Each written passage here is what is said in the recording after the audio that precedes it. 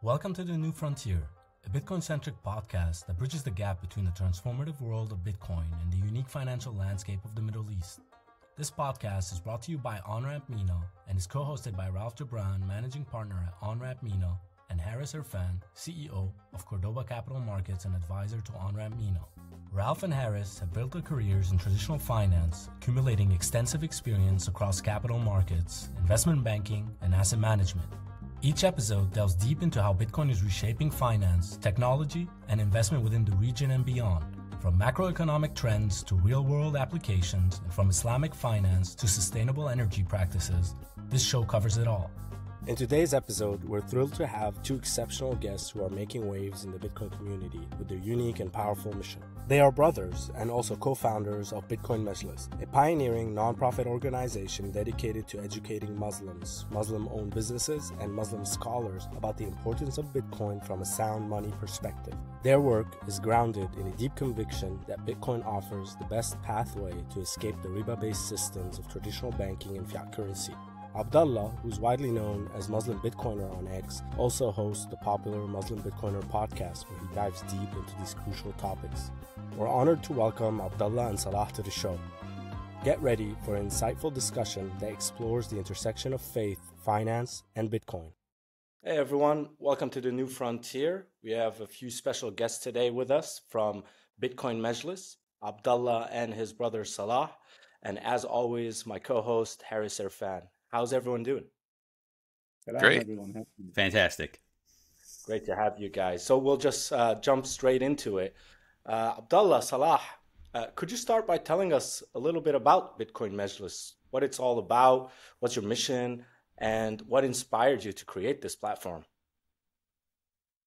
Yeah, so I think Salah should probably start with how he got into Bitcoin, and then how I got into Bitcoin, because that eventually is what ended up leading us to create Bitcoin Majlis.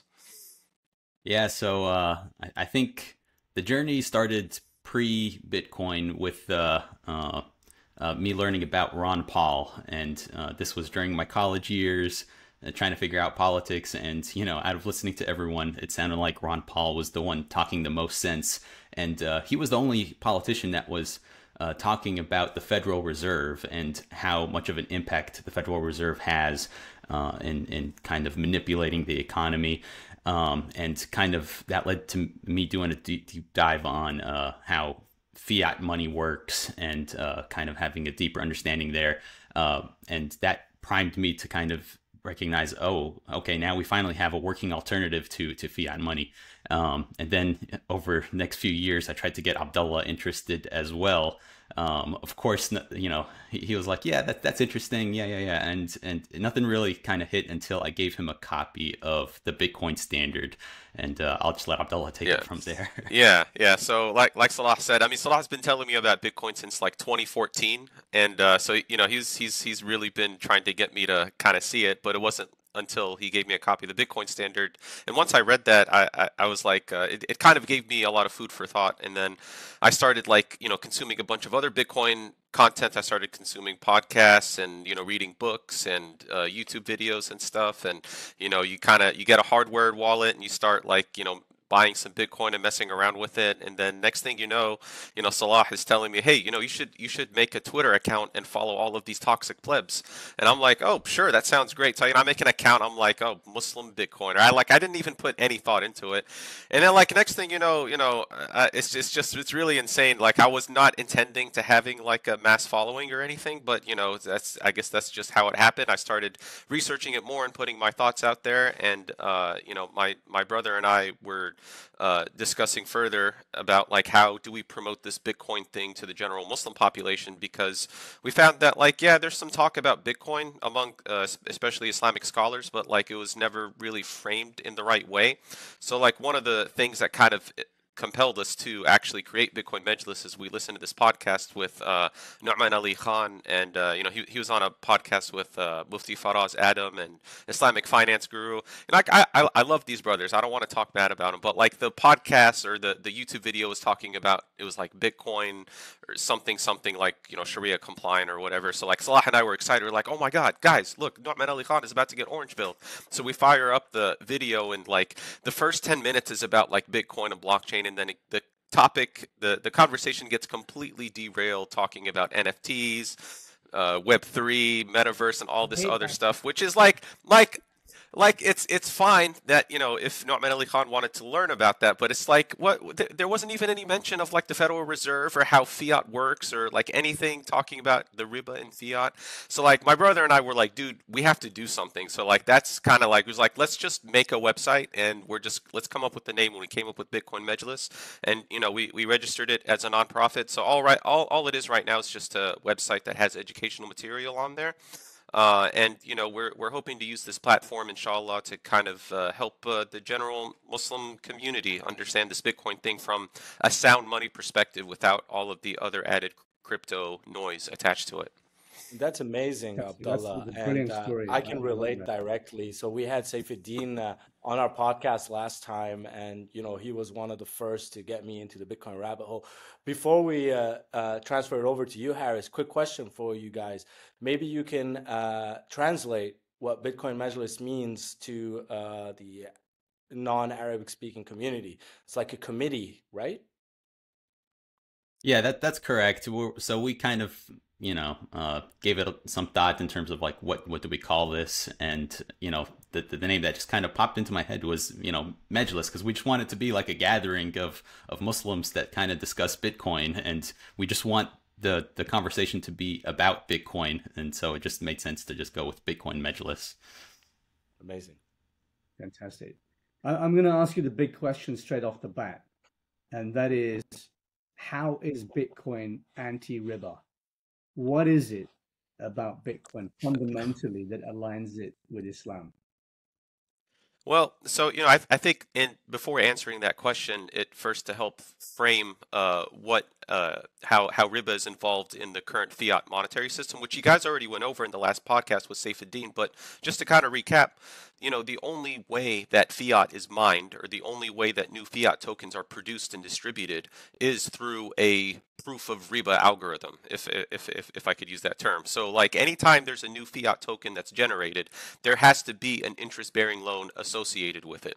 So off the bat, anytime there's new money created in fiat, there's already riba attached to it. Now, like you could probably make the case that like, oh, okay, if the money is already generated, so it doesn't have riba involved in it. But I mean, at the end of the day, that money that you're using was only generated from riba. So, and I think that kind of helps in framing the question and looking at Bitcoin and seeing whether it's anti-riba. Now, you might look at this and just right off the bat assume that, well, if fiat is completely entrenched in riba, then Bitcoin is like non-riba money. But we like to take it a step further and say, actually, no, we believe that Bitcoin is anti-riba money. And we make the case that there's three monetary properties associated with it being anti-riba money. First is its fixed supply. So because it has a fixed supply, you can't really generate new Bitcoin. It's having a fixed supply already incentivizes people to save rather than go into debt. Because if you have a fixed supply, you're not there can't be any new tokens that are created in order to help create a global debt-based system on money. And the second is going to be the fact that it's proof of work. So because there's an energy expenditure associated with the creation of Bitcoin, this is inherently, it already makes it resistant to kind of creating any new Bitcoin in a non-proof of work way, or in a non-energy expenditure way. And lastly, it's the digital portability. So this is the advantage that Bitcoin has over gold, is that you can actually hold the Bitcoin itself. Like you can hold it on a smartphone in your pocket. as opposed to gold, where like, if you wanted to store all of your wealth in gold, you would have to store it somewhere and secure it.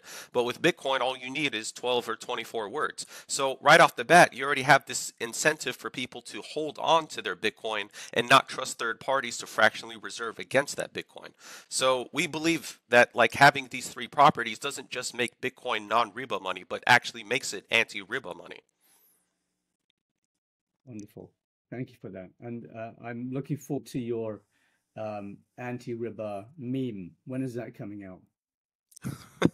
I've made quite a bit of memes talking about it, but I will go ahead and mention that Salah and I have started working on a book, and we're hopefully trying to make the case that throughout this book, making the case that Bitcoin is anti-Riba money. I thinking about it now, I don't have a working title for it, but we might end up calling the book Anti-Riba Money, just to try to get that idea front and center to any Muslim that's curious about learning about Bitcoin from the Muslim perspective.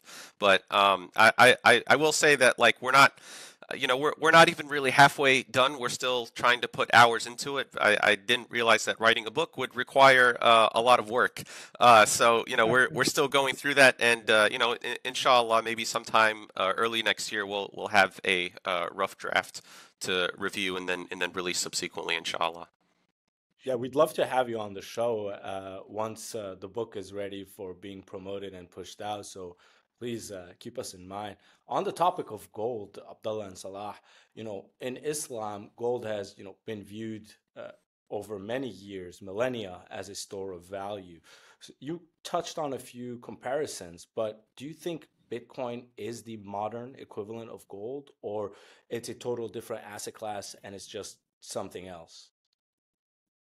So I'll take this one. Yes, gold has been sound money for Muslims for a long time, and interestingly, when Satoshi developed Bitcoin, if you read his white paper and his early postings, he talked about how Bitcoin's mined like gold. It requires time and energy to dig out of the ground or dig out of the protocol, and he makes so many different analogies to gold. So it's I think it does it takes a lot of inspiration from gold, and I think that's kind of how maybe Muslims used to think about things, is like letting kind of God's creation kind of inform us how to make systems that would be beneficial for mankind. And so yeah, definitely the modern gold, but I think it can also be much more as well. Yeah, and I also kind of view it that way as well. I mean, I find that gold is actually very useful because explaining gold's properties actually helps explain Bitcoin. Yeah, I do kind of consider it as kind of a step that humanity takes after gold. I mean, it's just kind of, like if you read about the history of money, you see humanity converging on these different commodities, and, eventually we converge on silver and gold. And then, right now it feels like that process has been kind of reversed with this current fiat system of what Hoppe calls of a system of partial barter, where you have like over 160 different fiat currencies, which is kind of like reverse that process. But I feel like Bitcoin is kind of putting humanity back on track to try to actually find the best money that we all can converge on. And to kind of speak about the 160 different currencies, I mean, so each country likes to have its own fiat money that they get to print and they get to lend into existence. And this is something that I'm kind of a little puzzled about why Muslims are not picking up on the enormity of the problem when it comes to fiat and riba. So it's so ingrained that you can look up the currency of any country, and you have to also kind of figure out what's the interest rate that the central bank of that country is setting for that currency. So right off the bat, you can kind of get a clear idea of like how ingrained riba is into fiat currencies, even the currencies of Muslim countries. we as Muslims, I think we kind of get excited if we get, a large sum of fiat money, because it's just kind of been wired into us from birth, or since childhood. And I think we kind of need to figure out a way of, elevating the discourse, but just before we get to that, just kind of have a reframing of what fiat money is. And if, like Abdullah explained some already, if fiat requires riba in order to be created, and it requires that the country, issue bonds or hold bonds on its balance sheet, or if it requires the setting of an interest rate, in so many facets, it requires, riba or riba contracts. So, if you have that level of involvement of riba into the money, then, maybe it shouldn't be called just fiat money. It should be called riba money.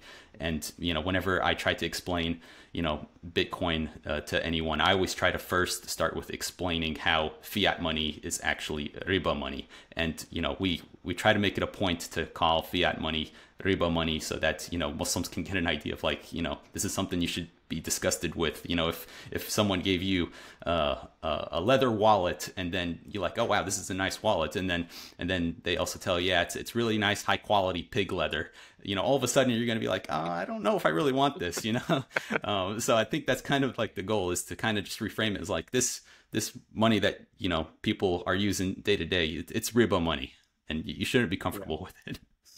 I love this phrase you guys use, proof of riba algorithm. That's fantastic.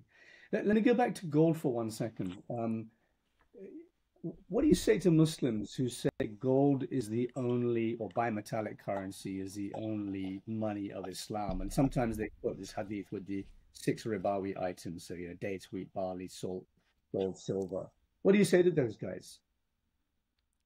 I've also had people on Twitter that also mention that, where they say like gold and silver are the only Islamic currencies, and they do mention that hadith talking about the 6 different commodities where where riba could be charged on them. But I like to explain that nothing in that hadith says that gold and silver, or any of the 4 other commodities that were mentioned, that hadith doesn't mention that those have to be used as money. That if you actually look at that hadith and study it, you realize that the hadith is showing you what items riba can be charged on. And actually, I think it was Muawiyah Tucker that did a very fascinating YouTube video about that hadith, where like he kind of extrapolates from all these different sources about, like, actually, if you look at all of these different commodities that were mentioned in the hadith, the issue or the property that they all have in common is fungibility. So really, like, the thing that you can actually charge interest on are commodities that are fungible in nature. So again, there is some there is a precedent for Islamic societies to where they've actually used the gold standard, but again, it doesn't have to be that way. That was just the best money at that time, and we contend that we have a better money, because I mean, if we go back to a gold standard right now, I feel like the same thing is just going to happen again, where you end up having to trust third parties that are going to fractionally reserve against it, and then that kind of introduces this attack vector for riba in the money. So like I think that's why it's also good to look at the history of money as well, because that kind of gives you a clear picture of like, oh, okay, because of gold and silver's weaknesses in their monetary properties, as good as they were, ended up actually introducing fiat banking at the protocol level. So again, there's not really any requirement for gold to be used as money. What about the intrinsic value argument? They say gold and silver have intrinsic value, therefore you have to have money which has intrinsic value. What's the counter to that? So this is also something I like to meme about, because it is, I would say the intrinsic value thing is the very first thing that a lot of Muslim scholars, they will look at Bitcoin, and immediately the very first argument they make against it is that it has no intrinsic value. And to me, it just demonstrates that, like, you haven't really done any work to actually understand it at all, especially from first principles. But so there's 2 ways to approach this. The first way is to understand that, one, value is not intrinsic. You can easily demonstrate this by why any commodity that you value, that value ends up changing based on the situation that you're in. So like, you just make a simple example of like right now, I have a cup of water that I'm drinking from and I don't value it that much. But if I was stranded out in the desert and I didn't have any water and, I eventually find some water, I'm going to value it very, very highly. Nothing inside the water, its value did not change. It's subjectively valuated. That's the important thing, is that value is subjective. But also, when people say that Bitcoin has no intrinsic value, they mean that it has no other non-monetary use case. And to that, we say, actually, that's a good property that you want, because you want your money to only be used as money. You don't want it to have these other non-monetary use cases. So for gold, for example, it has other non-monetary use cases. But primarily, the reason why people hold gold isn't because someone is unexpectedly is going to need a gold tooth or is going to need some jewelry. You hold gold because of its monetary properties. So I think when you're talking about Bitcoin, that untangling what that intrinsic value argument is, it kind of naturally leads to a discussion of phrasing the question of, okay, wait, what gives Bitcoin its value, or why is Bitcoin valuable? And I think that's a much better question, or a much better approach to answering that question, instead of just off the bat saying, oh, it has no intrinsic value. The question that you should be asking is, okay, what gives Bitcoin value?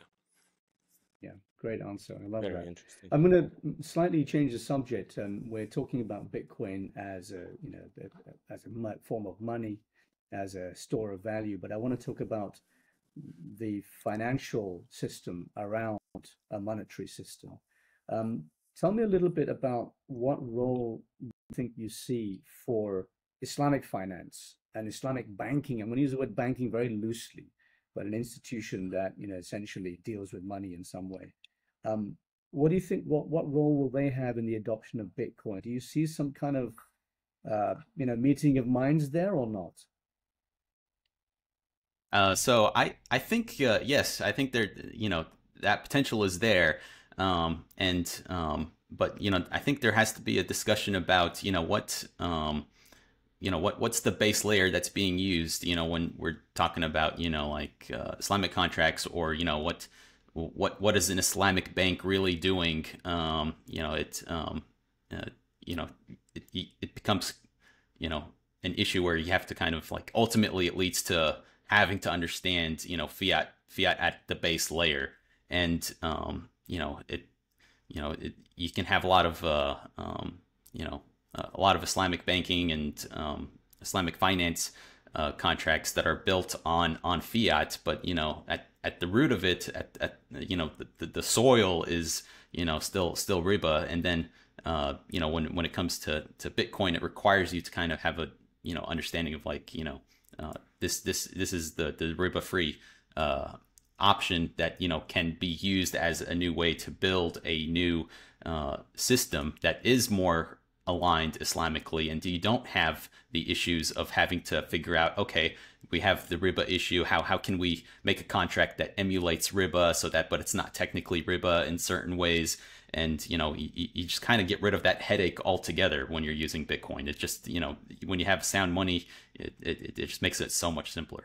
Yeah, I also just want to mention real quick, we don't come from like an Islamic finance or Islamic banking background. Salah and I both studied engineering in college, but so we're kind of coming at this from an outsider perspective. But it does seem like, and Hadas, I think you've talked about this in other podcasts, where you have to understand that having a sound money, especially one that has a fixed supply, and with all of the other associated properties with Bitcoin, makes it kind of a vehicle to allow people to be low time preference. So off the bat, fiat makes people think in the short term, and it makes people kind of like consume capital rather than accumulate capital for the long term.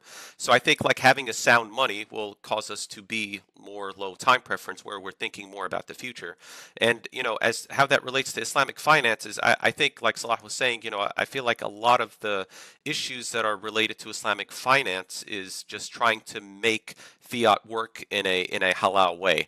And I feel like a lot lot of time and a lot of ingenuity is wasted on trying to get that to work. But I feel like on a Bitcoin standard, you would actually be able to have true Islamic finance. Like you would actually be able to have true like risk sharing contracts as opposed to like interest bearing contracts. And I think having this anti-Riba property at the base layer will kind of help facilitate that and will help Islamic finance actually like I think it'll help make it truly shine. So before I hand over to Ralph, I mean, it feels like you're saying that Islamic banking as it stands today, Islamic finance, is just not compatible with Bitcoin as a monetary standard. It's just not going to happen. It's going to have to happen outside of the banking, the traditional Islamic finance system. Is that what you're saying?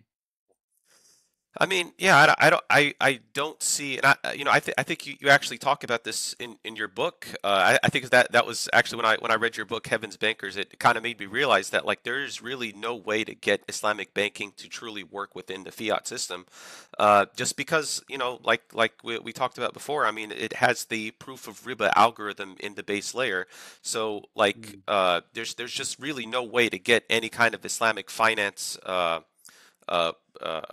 contracts to actually work on top of a riba-based layer. So yeah. Very interesting.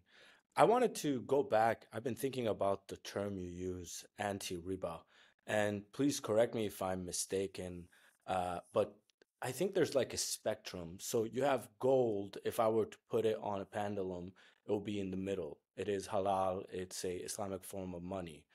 To the left, I would put fiat, which is exponentially more riba over time. And we've seen that with the proliferation of derivative markets of derivative markets, etc., where there's basically nothing really sound about it. It's just fake money on top of fake money on top of fake money. And on the far right, the way I see it is Bitcoin, similar to the term Taleb uses, anti-fragile. And in this case, it's anti-Riba. So over time, on a Bitcoin standard, money, society, and all that will become more moral and moral and moral, because it's not just neutral. It is actually, due to its fixed supply and its certain criteria, pushing the world into less usury, more transparency, more fairness in the system, more symmetrical distribution of outcomes when it comes to business dealings, etc., versus a one-sided play, similar to what we have now with the banking system.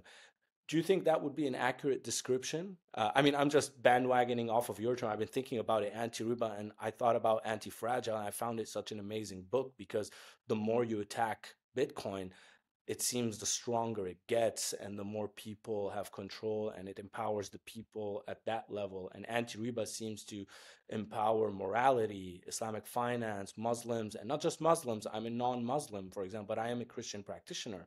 And a lot of the things that I am learning about through Islamic finance, between you guys, Harris, Saifuddin, anyone who talks about, if you were to replace the term Islamic finance, I would put in ethical and moral finance. I mean, that's what it is to me and I've heard that from a lot of my Christian friends that have been watching this. It just makes sense. It's just a more moral and ethical system. So the term anti-Riba is quite amazing. So is there something that I got off, or something that you'd like to add? I think you hit it on the head. I mean, it is kind of the anti-fiat, on the opposite end, where with fiat you kind of have to. You're forced to kind of work the hamster wheel to try to keep the value of your money. Like you have to work an additional job to try to figure out how to invest your money so that you have value for the future. Whereas with Bitcoin, you just focus on your job and then you just save in Bitcoin. And people that are new to Bitcoin, would kind of take a step back and like, whoa, you're talking about this crypto stuff, and that just is very speculative, and they kind of associate Bitcoin with cryptocurrency, and they think high frequency like trading or day trading, and we're trying to explain that the high type preference activities of, trading cryptocurrencies back and forth, that's or NFTs, or launching a coin that is interesting for a few months and then people forget about it. That those are the things that we're trying to get away from, to kind of explain that all of that stuff tends to be that doesn't accrue value over the long term. It's zero sum, when you're day trading. I'm not sure what the benefit is of, day trading cryptocurrencies is really going to help with, for the rest of society. Whereas, if you just have a focus on Bitcoin, just focus on your job. And, if you need to save something for the future, save in Bitcoin. Yes, it can be painful, seeing the volatility day to day, but, as Muslims, we have this understanding of, like, we do things for the long term. Our long term is, the afterlife, al-akhirah. And, it's like, okay, well, if we can plan for akhirah, maybe we can also plan for, 10, 20, 30 years from now, and try to, envision a monetary system that's, that's anti-Riba. And yeah, Yeah, just to piggyback off of that, I mean, I love the pendulum that you talked about there, Ralph. I mean, I think that's a very good way to frame it. I didn't mention this before, but I think in trying to envision a Bitcoin standard, I think it makes sense that it would just naturally lead to more of a profit sharing type revenue generation, rather than trying to get it through interest-bearing loans. So, if you just look at like an interest-bearing transaction on a Bitcoin standard. Now, for anyone that's complaining, that's like, oh, Bitcoin's not anti-Riba because you can actually, make a Riba contract on Bitcoin. Like, duh, of course, you could do that on money. But the reason why we say it's anti-Riba is because if you are going to make an interest-bearing transaction, interest-bearing loan on Bitcoin, I mean, it's a very risky thing, because if you end up not being able to have the loan paid back to you, there's no like FDIC or any other bank that's going to be able to bail you out. So inherently, doing an interest-based loan is already very risky, as it should be. And I feel like it's going to be very risky on a Bitcoin standard, whereas the other way to actually make I guess make use of capital on a Bitcoin standard is you would actually engage in a profit sharing mechanism, where you actually have to know what the investment is. Like you actually have to know, like, you're not just putting your Bitcoin up and generating some revenue from interest. You're actually going to be putting Bitcoin into a project where you intimately know what that project is, and you're going to know whether it makes a profit or not. And if it doesn't make a profit that's higher than what would be if you had just accumulated that Bitcoin, then it's not going to be a profitable venture. Again, as it should be. I think one thing that I've kind of realized about going on a Bitcoin standard is that initially you're not going to have as many like just investments that are going to be made, because people are going to be more discerning in what they will give their Bitcoin to, and what projects they want to fund. Because with fiat, you're kind of incentivized to just throw your money here, throw it there.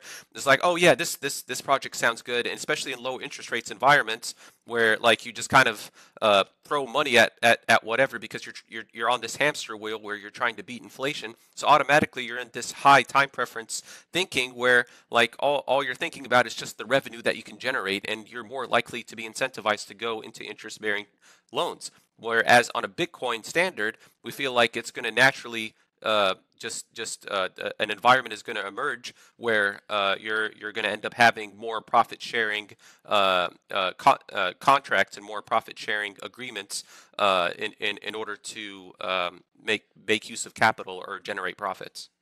So interesting. Yeah, I think before I many turn it over Muslims back miss to this Harris. point. Oh, sorry. There's a bit of a delay, I Yeah, guess. I was Sorry gonna about say- that, Harris.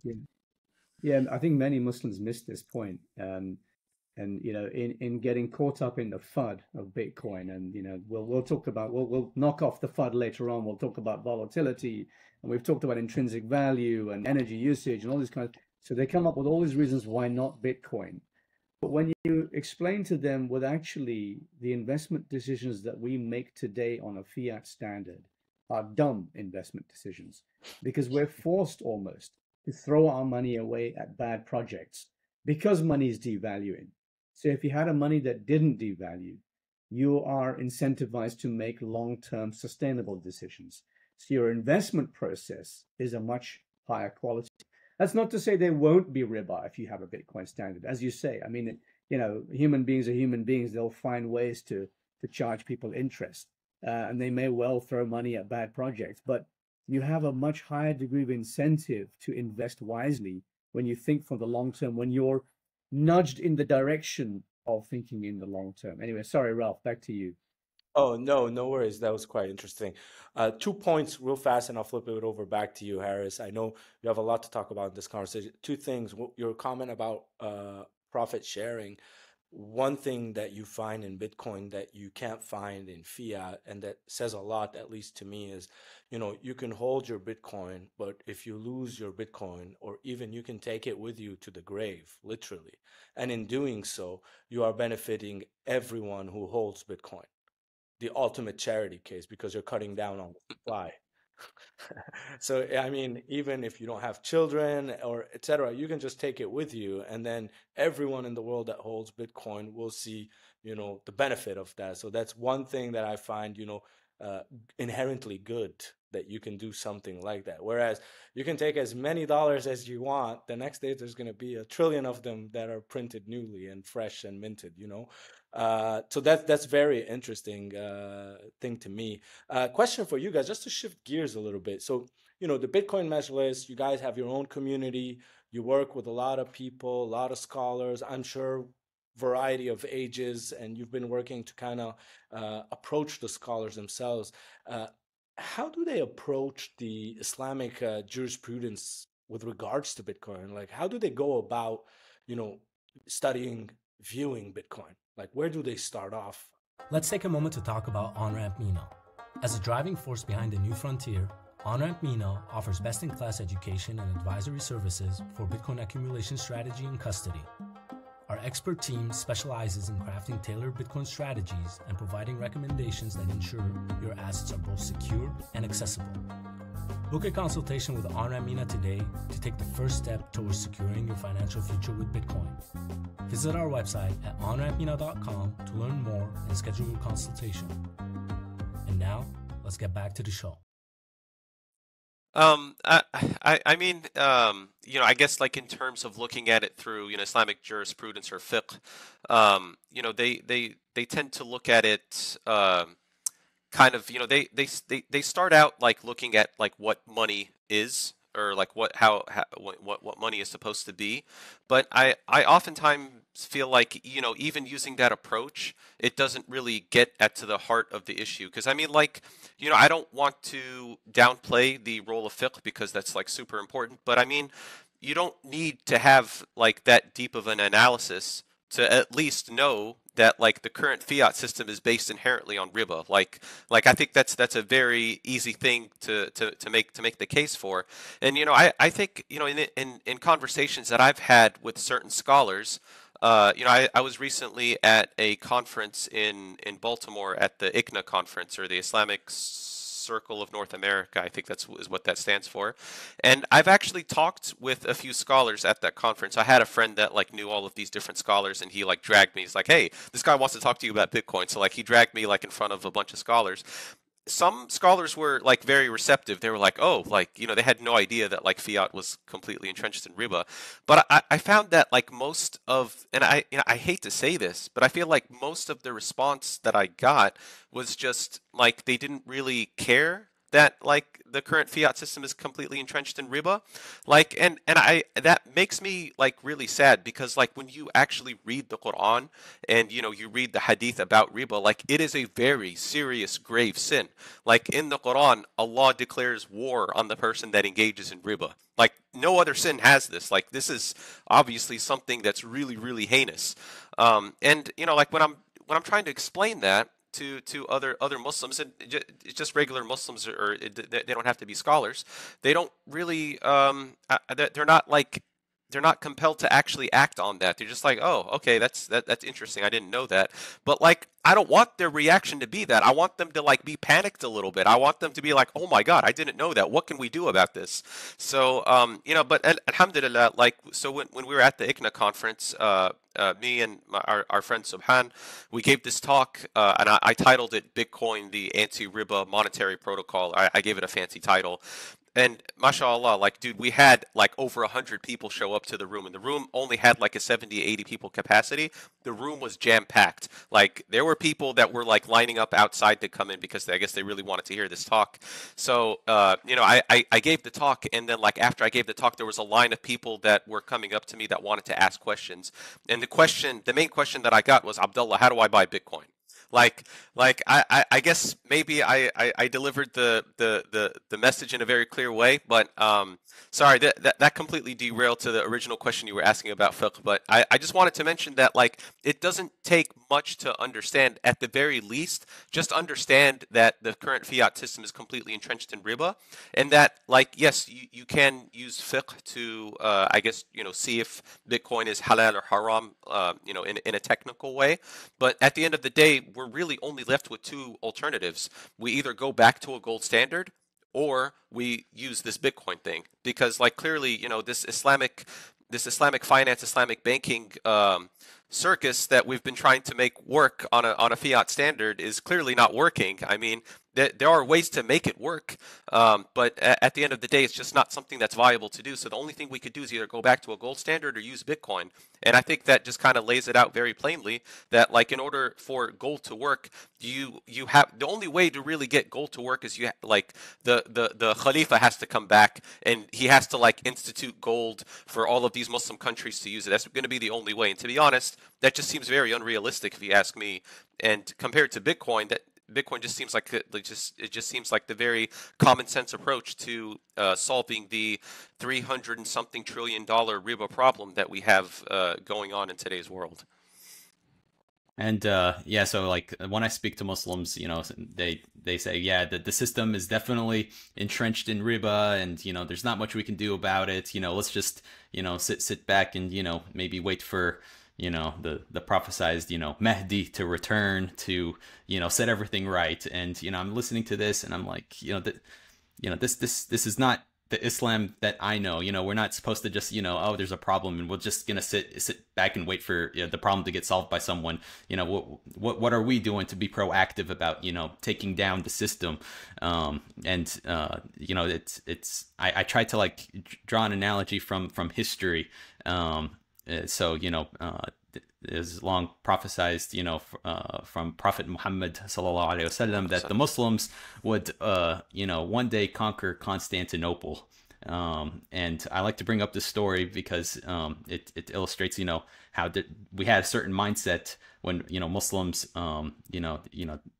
they tried for centuries to fulfill the prophecy of taking over Constantinople, and the ruler at the time was Muhammad Fatah the second.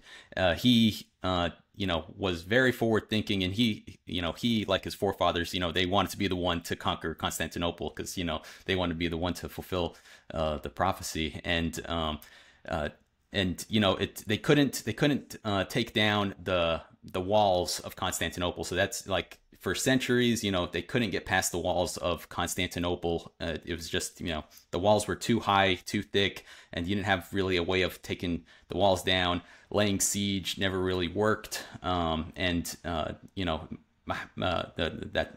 II, the Sultan, he was approached by a non-Muslim, and I like to emphasize that this man was non-Muslim. His name was Orban, and he presented his idea for a new technology, because the people are already playing around with gunpowder at this time, but he would want to take it to the next level and say, oh, I have I have this design idea for cannons. And Orban initially brought the idea to the Byzantines at the time, but they were not really interested. They had other things to worry about.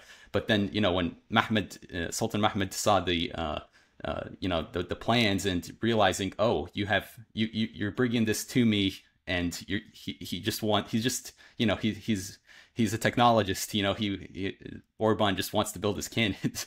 And Mohammed II, he is like, okay, I'll fund you. You're not getting funding from anywhere else, but I'm going to fund you, and you're going to help me bring down these walls for Constantinople. And, you know, there was, you know, I don't know for certain because, you know, I'm not a historian, but I'm sure, you know, the thought process wasn't oh, is this halal? Is this compatible, you know, with, you know, the fiqh of old times or anything like that? No, he saw the best technology and he just went for it, and that's how he ended up taking down the walls of Constantinople. And you know, and even if it was developed by a non-Muslim, another, you know, FUD pieces, you know, well, you know, Bitcoin was maybe created by this Satoshi guy. We don't know who he is, probably a non-Muslim. We don't know what his motives are. And, you know, and you know, when I hear that, it's like, well, it doesn't really matter. You know, we as Muslims should, you know, be forward thinking. And if we see the best technology to bring down the walls of the Riba system, we need to jump on it. Let's use it. Let's bring down these walls.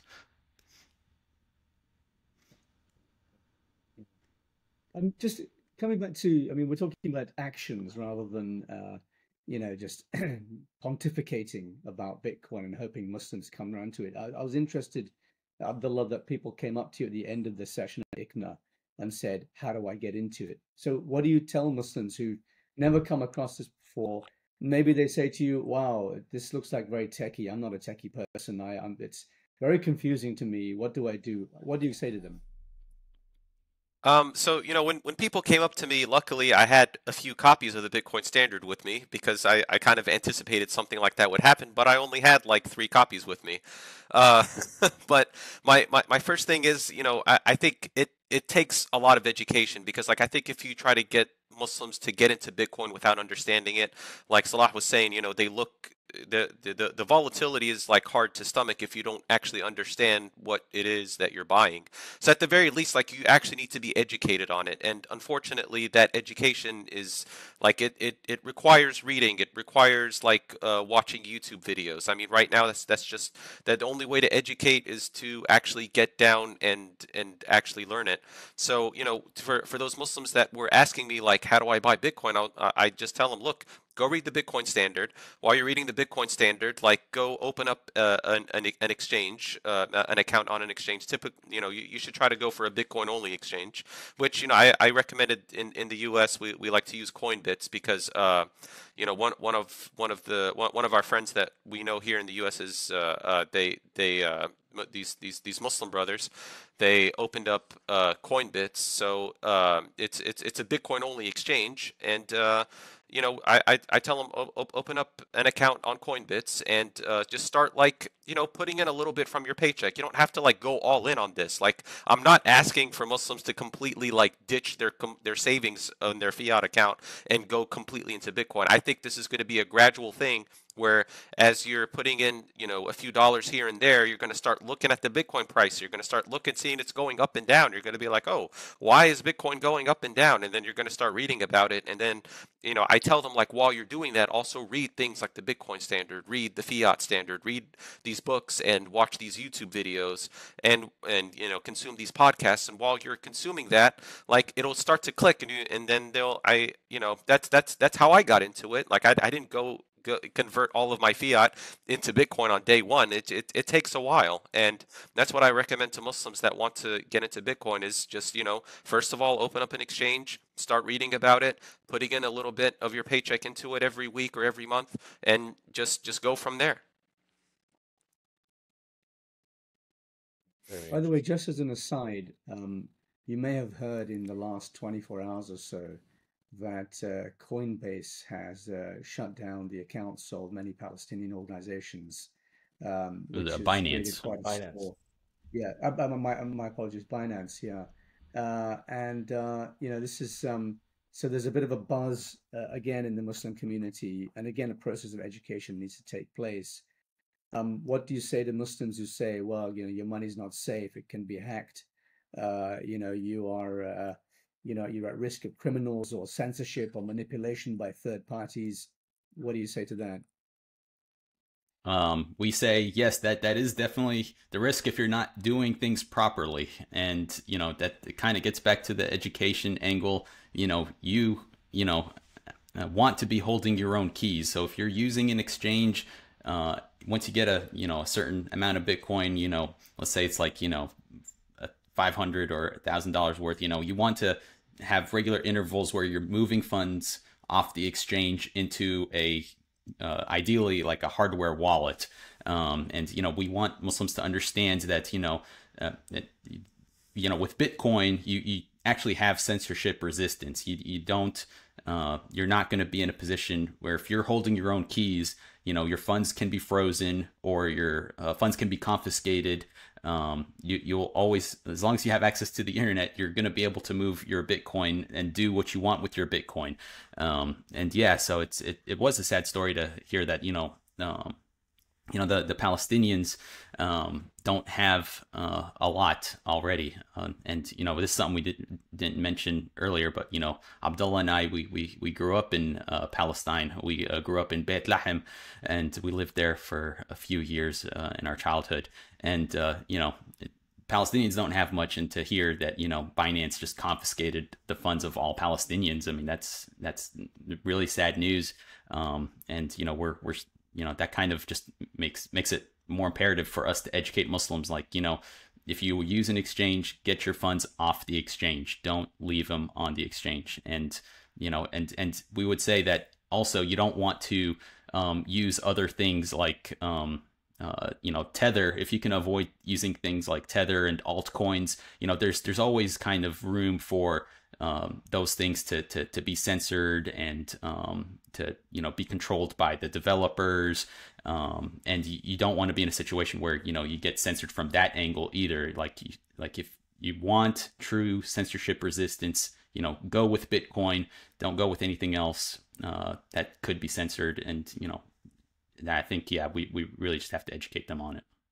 Yeah, and I just talking about the censorship resistant aspect. I mean, I think this is a wonderful property that Bitcoin has, especially is because like once that transaction is sent and once it's confirmed, I mean, there's no one that can like reverse that transaction. I mean, Bitcoin is a truly like censorship resistant money, and I feel like as like if you're Palestinian, or if you're Muslim in another place where you're being oppressed, I mean this is a very good use case where you can actually like you can leave with your money by memorizing 12 or 24 words, and you can take your money with you wherever you want, and no one can take that away from you. So yeah, it was kind of sad hearing about Binance just completely just taking all of the Palestinian funds. I mean, I guess they must have done it through like looking at their phone numbers or something, or like I don't know if they do KYC or whatever, but like that's just, I mean that's like really evil, and that's why I don't like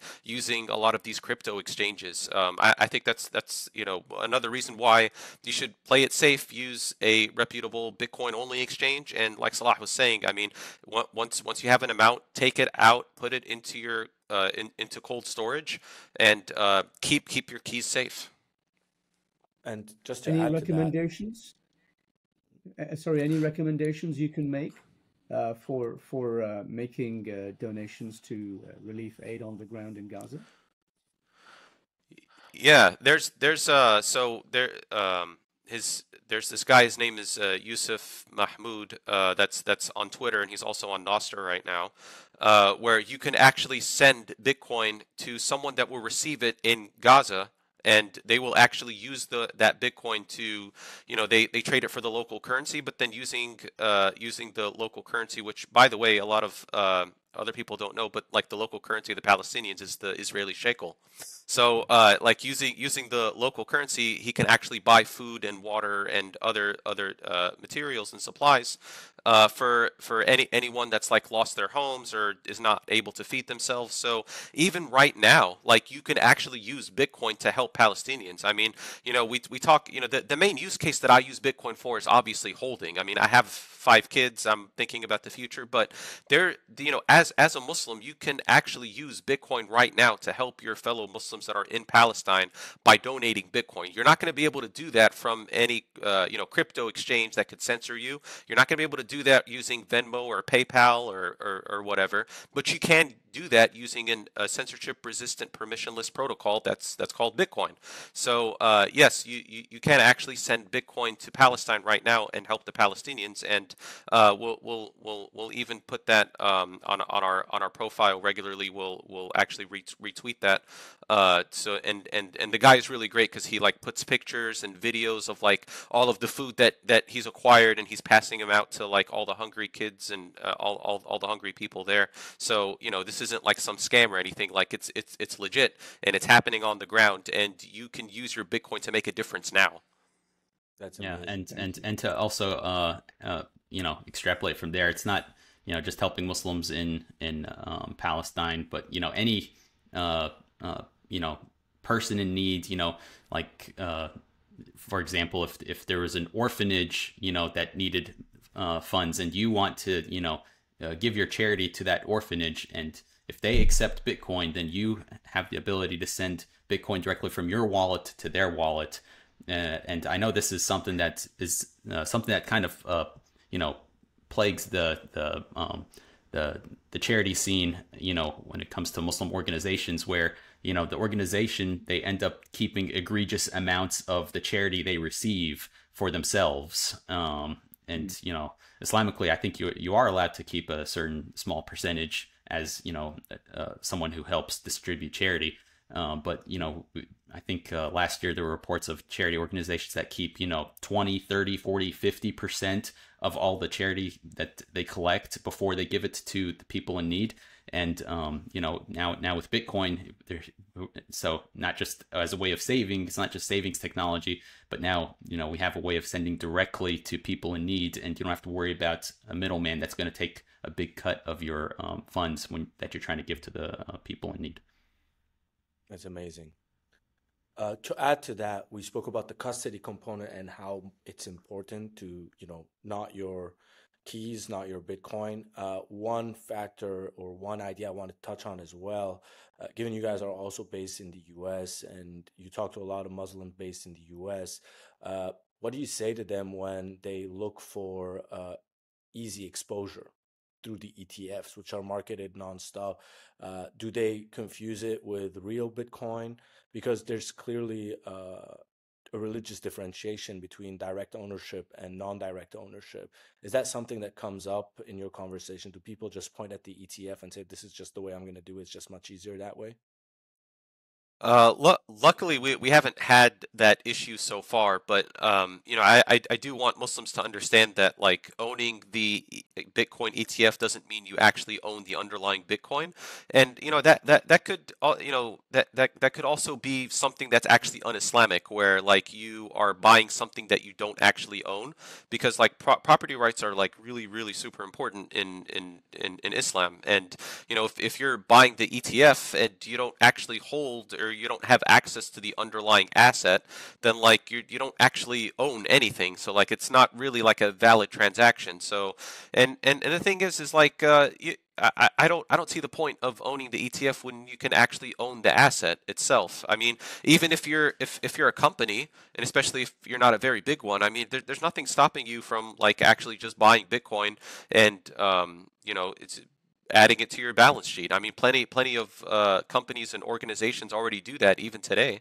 So I think owning something like the ETF is just a way of like it's really no different than fiat, where like you actually don't own the underlying asset, and it's just like a claim to nothing basically.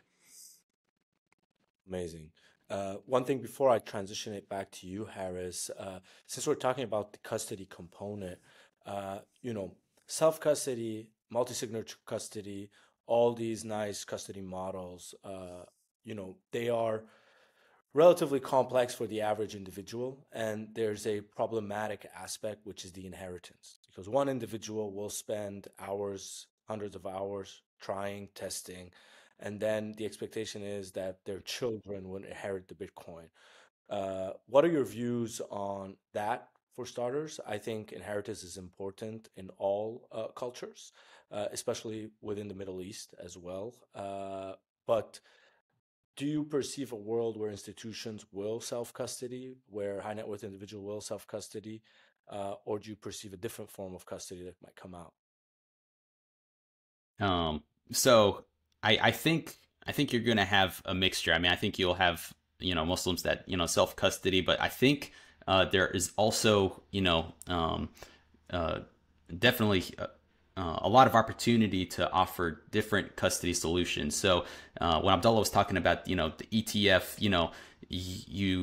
if you buy into the ETF, you don't know which specific amount of Bitcoin on the blockchain is yours. And, you don't know if the ETF company in the background is, lending that out to someone else to, do, leverage trading, involving riba, and your funds are being used to, help fund, activities that you're not really, want to participate in. Whereas, if you have a multi-sig solution, or, you have multiple keys controlling a certain amount of Bitcoin, you can have, you can have the situation where you have your amount of Bitcoin visible on the blockchain, and you can have those keys distributed among various institutions. And that provides a powerful way for you to have like a direct legal agreement with each of those companies, where you have this kind of legal contract in place. Like, I'm trusting you to hold this one key of mine, and you have this same legal contract with other entities. And that way, and at all times, you can see the Bitcoin on the blockchain. So you kind of know which address is holding your Bitcoin, and what specific amount of Bitcoin is yours. So like, you're respecting the property rights, where like this amount of Bitcoin is for Ahmed, and he can have the security of multiple organizations securing his funds, especially if you're dealing with an organization, a family office, or high net worth individual. That can be a very good solution. And if something, when it's their time, when they pass, they can have that solution work in their favor in terms of offering, like making sure that Bitcoin gets handed down to their heirs. Full disclosure, Salah doesn't work for Onramp, because you just described multi-institution custody by Onramp. Like, maybe you should work for Onramp. Yeah, but I totally agree. And Harris and I have been working through the region here to try to bring that to the region, because the risk sharing, the reduction of counterparty risk, removing single points of failure, all that aligns with Muslim traditions, Islamic traditions, and just common sense traditions. I mean, it's kind of crazy that 80 to 85% of all the ETFs are custodied by a single custodian, which is Coinbase Prime. Like, that's just a recipe for disaster. It's like we haven't learned from FTX, we haven't learned from Mt. Gox. So hopefully in the future, we'll see these multi-institution, multi-jurisdictional custody models become more prevalent. And that's why we're here, and that's why we're working towards that. I did a survey of about 2,000 high net worth investors and wealth managers about 3-4 years ago in the Middle East, actually globally, but the Middle East was a large segment of that survey. And it was very interesting that one of the biggest issues, one of the most important factors for these high net worth individuals and family offices, succession planning and inheritance. And I'm sure we've all heard multiple occurrences in the Middle East where a large merchant family, the patriarch has passed away, and next thing you know, the siblings are squabbling over who gets what, and there's no clear plan in place. And so I think that this will be a sort of a new phenomenon now. This idea that where is the Bitcoin, and how will it be split up? I think that's going to be doubly important in the Middle East, where you have these specific issues, especially in the Gulf. Anyway, changing the subject slightly, I appreciate that we are, some way into our podcast, and we could talk all, but I want to just try and focus on a few quick fire issues. Bitcoin Majlis, of course, is one of its primary aims is education of the community, and let's address some of the FUD. Right, we've already talked about intrinsic value. We've talked about sort of digital property. Is it real? Is it not real? These are things that we've addressed through that particular hadith that you mentioned, Abdullah. And let's talk about fixed supply. What do you say to Muslims who say, "Oh, you need to have a variable supply so you can deal with crises"? Yeah, that's definitely more of I guess I would classify it as economic FUD, because I find that a lot of this type of FUD really kind of stems from a lack of understanding of economics, which, like, by the way, I mean, if you open up like any Islamic economics textbook, I mean, one of the things that like I'm kind of actually too scared to go like really deep in this rabbit hole, but like if you open up any like modern Islamic economics textbooks, you find that it's just like littered with Keynesian propaganda, which is like really worrying. But I didn't know like how bad it was until like I had just like opened up a few textbooks, and I've made a few posts about it on my Twitter account. But like concerning the fixed supply, I think it stems from that same leading voices. I mean, some of the people that everybody looks up to and say, "Oh, this is a great Islamic economist, and this is really important Islamic theologian in this subject," and they're repeating the same propaganda. It's just amazing to me. Yeah, and it's really quite worrying, because I mean I like to think that Islamic economics is like a thing that makes sense because it is Islamic, but it just seems like as a modern concept it's been completely hijacked by Keynesianism, and there's like no other way to view economics unless it's from that Keynesian viewpoint. And this fixed supply thing is, I feel like, is a downstream issue of that Keynesianism being in Islamic economics, where people will make the FUD that like, oh, Bitcoin has a fixed supply, so it's not going to be able to lubricate the economy, or whatever other like buzzword they use. But like underneath all of those buzzwords, like their contention makes no sense. You do not need to increase the supply of the money in order to have more goods to be created. Like it's just, when you think about it logically, creating more monetary units is not going to make things come into existence. Now, there's the issue of divisibility. So, like, you might need more monetary units if you have something that's not very divisible, because you actually need to have enough units for people to transact in. But the thing with Bitcoin is that it has a fixed supply, but it's perfectly divisible because it's digital.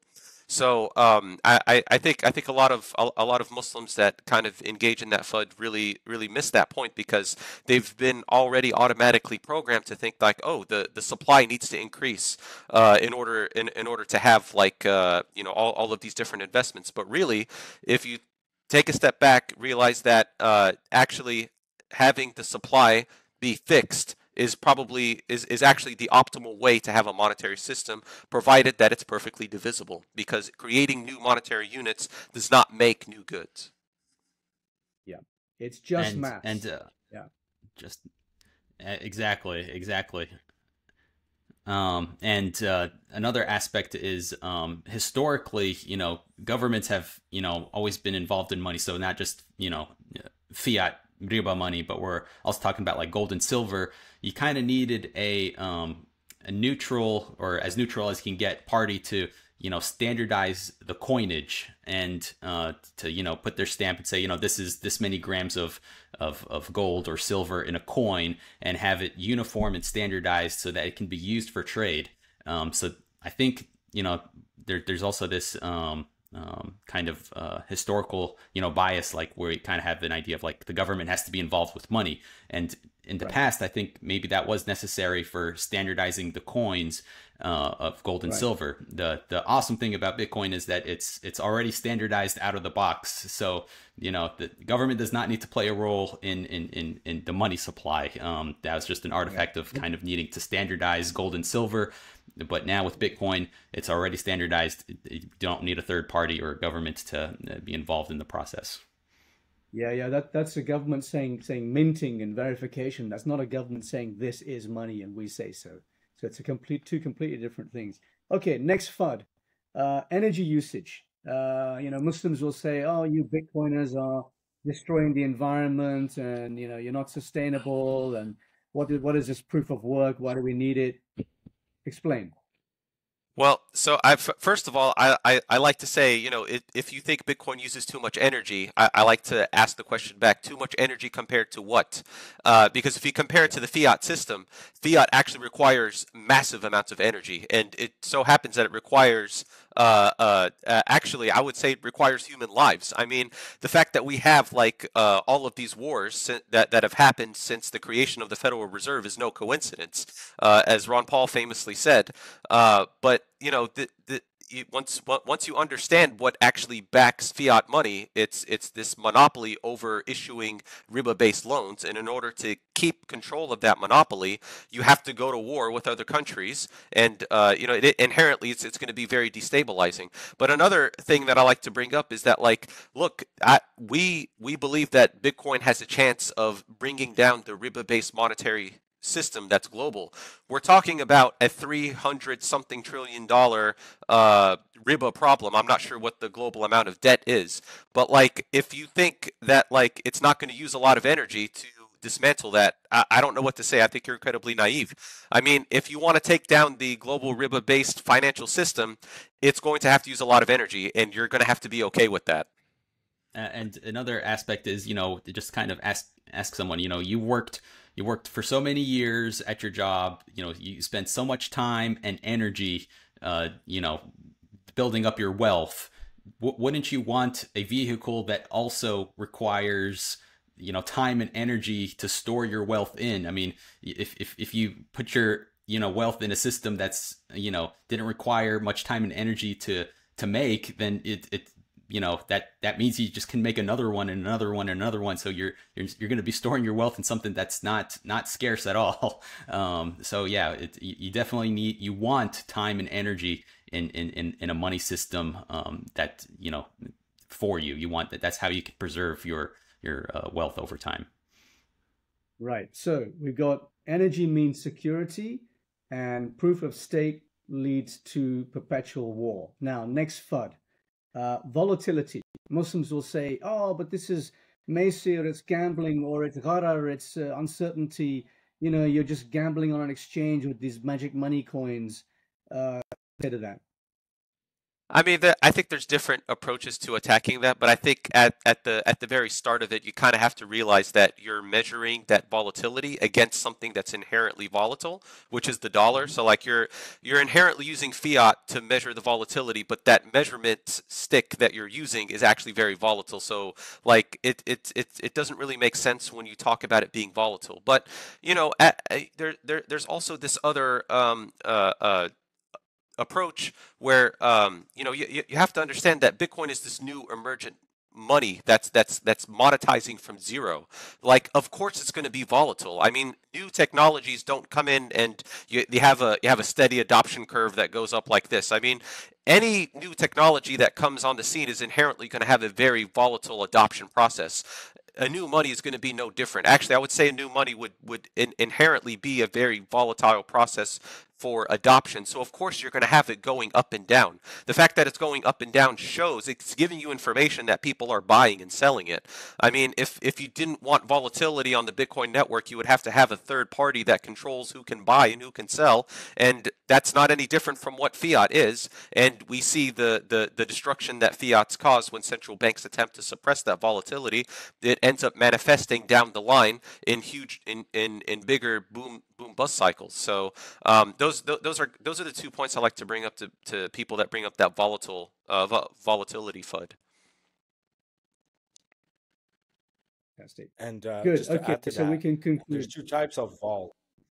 Oh yeah, just wanted to add to that. So there's two types of vol too, right? There's good vol and there's bad vol. Well, Bitcoin is asymmetrically leaning towards the good vol. So the volatility is actually a feature, because as the price goes up, more eyes are on it. It collapses, new entrants, and then cycle rinses and repeats constantly. So every wave of adoption is followed by a collapse. And at that point, new entrants go in, and then you have more wealth created for those people. So I think when you look at its volatility metrics from a portfolio point of view, it's really asymmetrical to the upside. And that's a feature. It's not normally distributed like other traditional assets. It's really to the far right.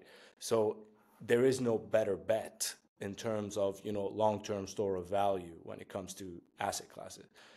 Well, I think we've hit the mark.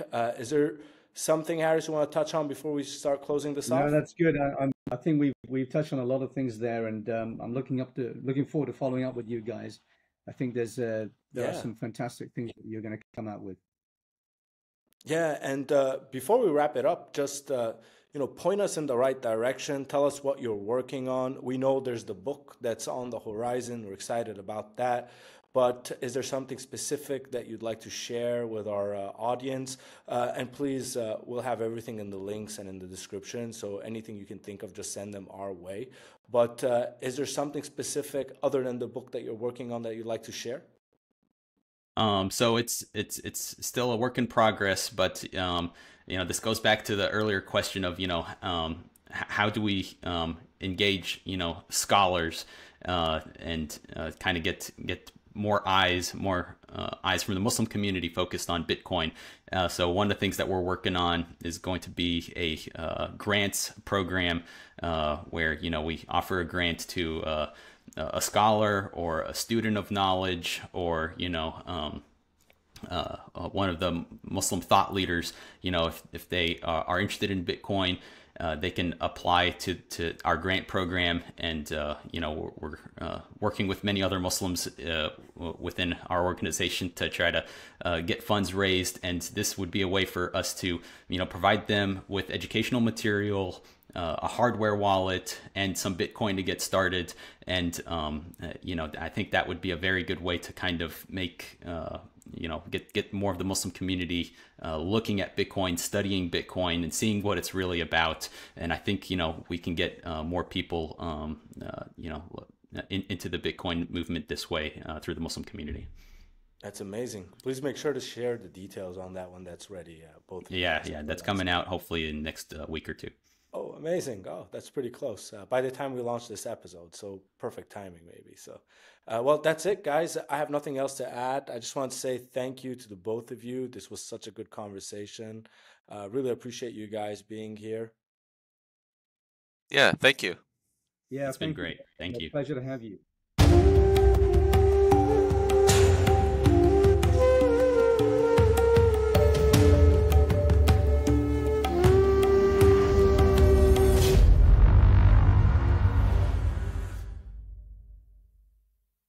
Thanks for listening. If you found the content valuable, please make sure to share with a friend and subscribe on your favorite podcast platform. Before we finish, a quick reminder that the content provided is for informational and entertainment purposes only, and nothing should be construed as investment or legal advice. Regardless of where you are on your Bitcoin journey, we'd love to hear from you. Visit onrampmena.com to schedule a consultation.